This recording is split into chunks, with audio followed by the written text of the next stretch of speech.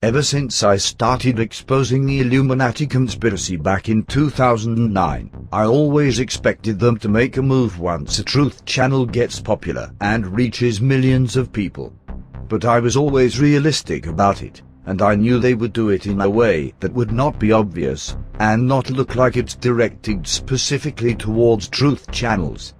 Going around and deleting videos or channels without good reason would look suspicious to both the YouTube support staff and the truth community and skeptics in general.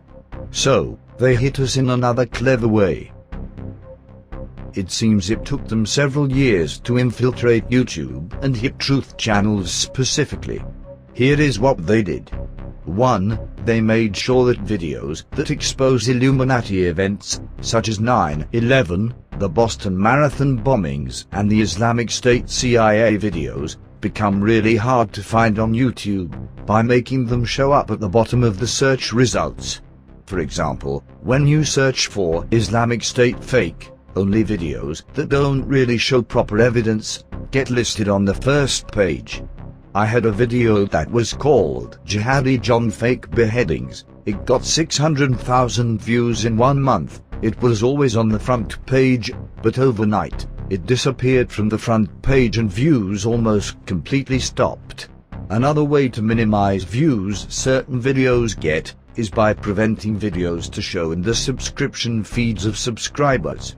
And that is exactly what is happening as well. And when I came back last week, I checked my website. The numbers are doing better than ever. Facebook, the analytics and the insight, they're doing great. Everything's fine until I check my YouTube channel to find out that we're getting lowest number of hits than ever before, and 2/3 of my videos have been demonetized. Not many people know this, but my main source of income is YouTube advertisement. It's an ethical way for you to choose. If you want to watch an advertisement, you will. If you don't, you will click skip or have ad blocker. It is your personal choice. But with that income that we used to have, we used to sustain this entire operation. With these latest changes, there's no way, shape, or form I could even continue what I'm doing right now because of this sudden, unexpected, unexplained change. Now, first, I just sent all the videos that were demonetized randomly, including the top videos, to YouTube, to the support network. And I told myself, maybe it's me. Maybe it's not just, because Facebook is doing great and the website's doing great. Maybe it's something that I'm doing wrong with the YouTube channel. Let me bust my ass and do everything I can to do the best content I can this week. And I created 14 videos. 14 videos this week, and a lot of them have been demonetized, and they're getting record low numbers. 2,000 hits when we have 200,000 YouTube subscribers.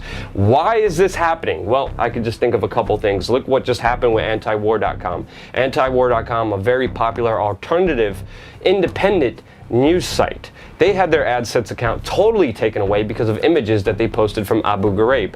AdSense came to them and said, because of our policy of not showing gore, we're going to take your AdSense account away.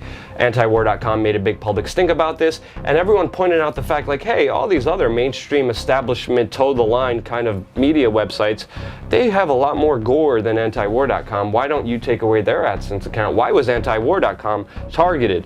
Google and AdSense, which are the ones who are taking away my revenue now, they said, okay, we'll reinstate it. And then they came back even more saying, oh, you have pictures of the Ukraine conflict that are pretty gory. We're going to just take it away again. So they totally backed off, total censorship, cut off the total supply line, the financial line for antiwar.com, threatening their establishment, threatening their alternative independent media while allowing all these other mainstream media outlets to show gore. So why are they doing this to me? And the official response I got is the main 2 videos were about ISIS, and they said it's sensitive content. There was no gore, there was no nastiness, there was no killings, there was no blood, nothing in those videos, but they said it's sensitive content. All the other videos that they randomly demonetized, they said that they need to send to a special team, a special unit that's above them to investigate this, and they have yet to even respond to me in any way, shape, or form, and they just destroyed my main flow of income, which makes me not able to work and pay off the servers, the data bills, the employee that I have. I asked my audience on Facebook and Twitter, are you even seeing the videos in the subscription feed? And this is what they had to say. Nope. I see them, but I see them on Facebook posts before the YouTube posts. No, not really.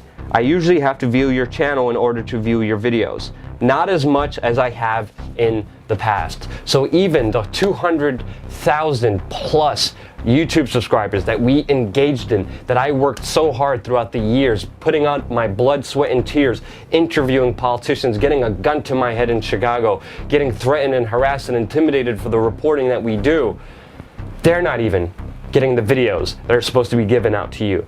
And of course, Google announced their new algorithm where they're going to be deciding if something is truthful enough, and they will hurt its ranking in the search engines if something is not truthful to them. So no longer are articles and videos based on popularity. If you like them, if you find them honest, if it's your personal truth, if it resonates with you, you will share those. Now Google's going to downvote them, bring them down in the algorithm, which they have right now to our YouTube channel, all of a sudden, just like they did to antiwar.com, and it's a clear case of censorship. 2. They make sure that genuine truth channels cannot make a living on YouTube by simply disabling ads to be shown on certain videos.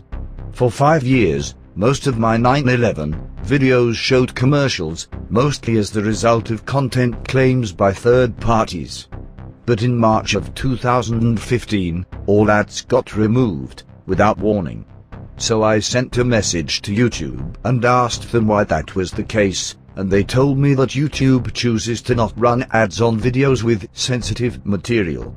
It's clever because most Illuminati events involve people getting killed in false flag attacks, and thus the videos exposing these events will always be sensitive.